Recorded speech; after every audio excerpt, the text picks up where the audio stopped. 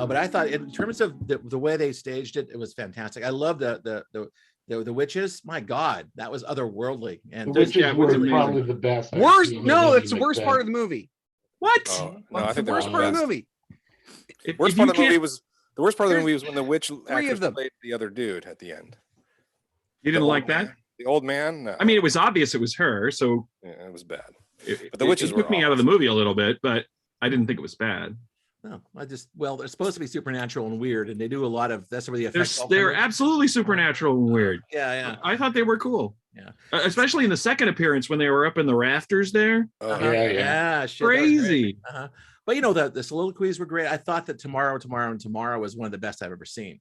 I thought he did a fantastic job. And I was actually impressed with Denzel. I mean, Denzel owns what do I see a dagger before me? That the dagger speech, he fucking owned it, man. It was really well directed too. I like the way it was staged too. Is also going tomorrow, walking down that hallway towards the handle on the. That was great. If you know what this is about, it's like he's accepting his descent into hell.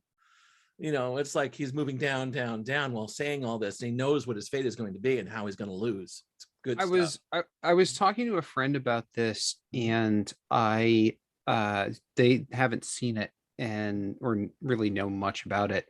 And I was like, it's really like kind of like comforting and warm to watch Shakespeare with British actors who know what they're doing. Mm-hmm. And then I paused for a second and I was like, oh, and Denzel's in it too, because Denzel's so good in whatever it is that he does. Like he gives 110% no matter what. It could be the shittiest fucking Antoine Fuqua action movie you've ever seen. Which I like any of. I've always brings it. And he will give 110% no matter what. Denzel is always good. His movies are typically bad. Right. Yeah, he definitely has a range of Tony Scott movies. Man on Fire. He was Man on Fire. Man on Fire is an incredible movie. I don't like that. He's a little bit in the tradition of somebody like Anthony Hopkins, who will just take anything that comes down the pike.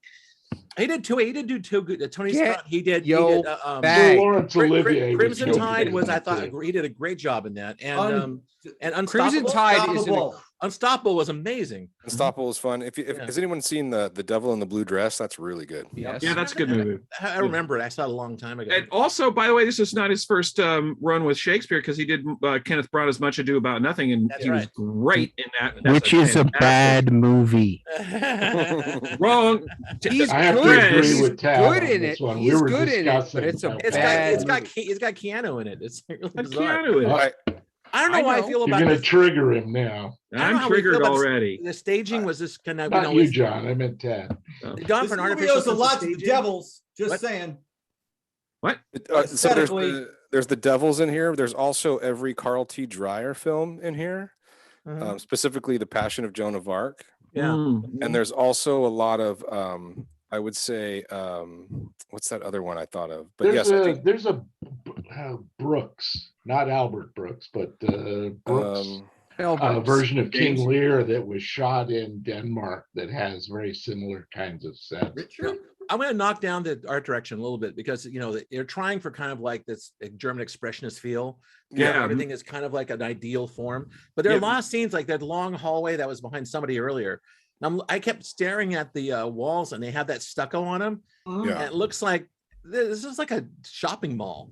It looks like the outside of a shopping mall. There's nothing I agree. Terribly inspired by how the shopping malls were invented by a German man who was born in the 20s. Yeah. Okay, there you go. So there you go. Direct line from Bauhaus to shopping mall. In a bad way. I mean, it's a strip mall, basically. The kid. No, what's literally is right over there. Right That's why I like parking garages, right? Yeah. Like I agree. It's like the texture on the walls. They were a little weird. I want to defend this movie for a second. I did read a little bit. Like I understand that they basically cut a lot out of the story to make this movie. Like to get it down to an 90-minute movie. Right? Yeah, to get it down to an hour and 48 minutes. I think there's like an hour missing. Yeah. This is a fucking 4-hour play. Right. It did seem to jump around too much. Not as long as a 4-hour It's play. one of its shortest, actually, but keep going. So it's a reader's digest version. Because you guys all chimed in right away, like that you find it hard to listen to the is it iambic pentameter. Yeah. Iambic pentameter. Iambic pentameter. Right. Yes. So yeah, I the same meter that the blues uses. Sure. These movies are like, I'm sort of wrung out by the end of it because I'm concentrating so hard to follow along. And I appreciated the fact that Joel Coen did what he did in terms of trimming this thing to get it down to, it felt really tight to me. And a lot of the soliloquies and the speeches that people know this play for, he seems to have protected them. They're all there. It's like the greatest hits of Macbeth. Yes, greatest hits. Yes. Yeah. And I feel like everybody involved really brought their A game. Like Denzel was, I mean, anytime he was on screen, I just like was riveted. And I did like the art direction. Yes, you're right. Some of the walls look a little stucco, but I just thought it was like watching a play, but it was like watching, you know, if any of you guys been to the theater where they take like, whether it's Wagner or Shakespeare, and they kind of do that thing that they've been, you know, people like to do, which is I'm going to modernize the aesthetic just a little bit and make it, you know, it's not like a castle with a capital C. It's an interpretation of a castle. It's an interpretation of some of these classic environments that we're used to seeing these plays in. And that's kind of what this felt like to me. I thought the photography was great. I thought the performances were great. I really enjoyed it. Yeah, good. I'll take your thing even further and say that I like that you said it's the greatest hits, but I also think they almost went too far and too fast because it moved too fast. Like I felt things happened too quickly. Yeah. Sometimes. Wow. Yeah. I mean, your perspective. Not that I wanted. Well, not that I wanted 4 hours, but it is brisk. But that's one of the reasons. It's like the minute one thing was set in motion, then boom, it's happening. And that's one of the reasons they've been working for 200 years on editing Shakespeare down to like under 2 hours, and you can see, you know, if you see enough plays, you see that they always have the same cuts. Right, that's true. It's sort of a traditional. Everyone here see Throne of Blood? Yeah. Kurosawa version of this. Yeah. It's like this, but boiled down to even more of an essence. And a nice, interesting is it's because it's in Japanese. You know, you really get. It's all about the character blocks, the story flow, and it's just basically this movie with the sound off. Well, talking about, you know, not being able to parse some of the dialogue, which was certainly, I was, you know, tuned in and trying to get as much as I could, but there were things that just washed past me, and I'm like, okay. Titles helped.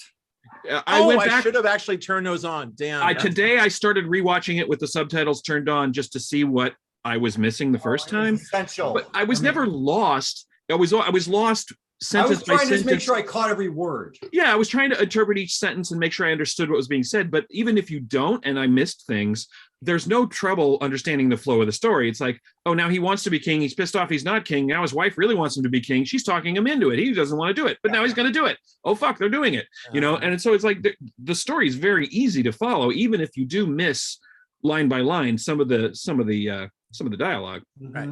But I do recommend subtitles, at least for the second viewing. I want to respond to a couple of things. I want to respond to what Jared was saying about it being too brisk. That's why I don't like that they have a single actor playing the witches, because the interplay between three different people playing the witches allows those scenes to breathe better. And because you have to have the pauses between the different characters saying their lines. Double, toil and trouble.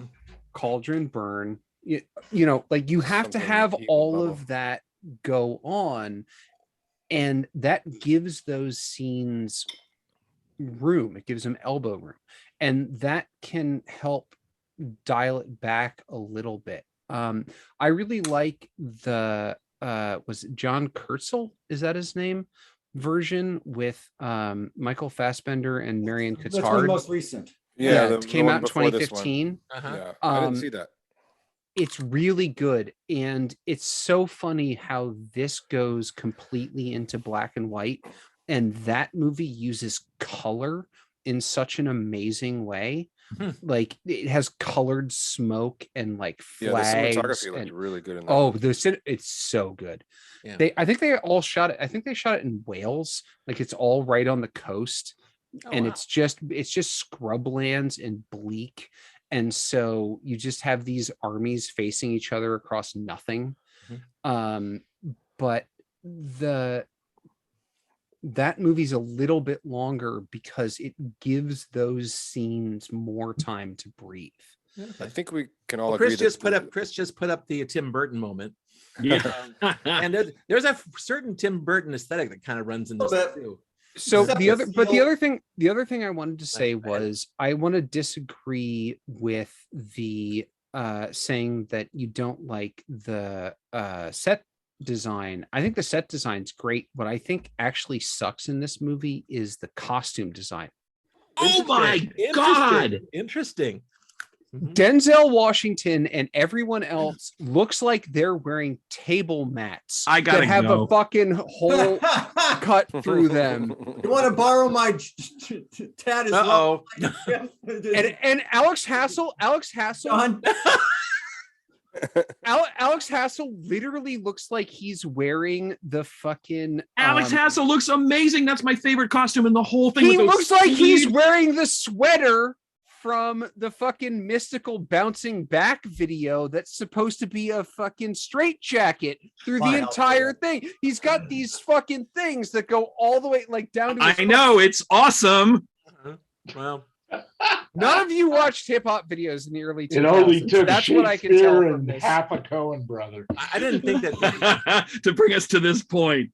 Yeah, Immaculata. They were stylized like the art direction was stylized. I think that didn't bring too much attention to itself. You know, because some things were like a little more like just or like knits and like long flowing robes. Those art were like they had real swords and there was some real kit in there too. So they could have gone over the top with the costumes. Nate. Yeah. So the thing is, this also it feels like kind of like this feels instead like of going over the top, they went Williams Sonoma catalog with it. Yeah. Anyway, this feels kind of like a COVID movie. It felt kind of claustrophobic. Yes, absolutely. Like it was all shot on a soundstage because they had to shoot it on a soundstage. It was, yeah.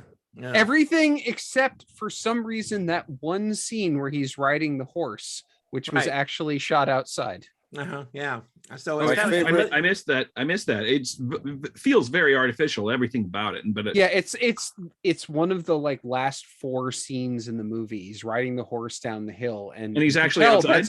That's actual grass that's being blown around. Yeah. Oh, I know what you mean. Right before all the crows fly up. Yeah. But all right, well there it is. Jim, anything to add? Jim's corner. I don't know. Did we see the same movie? I liked the costumes. I loved the sets. I thought the actors were all grand. They were had a good term. I just don't.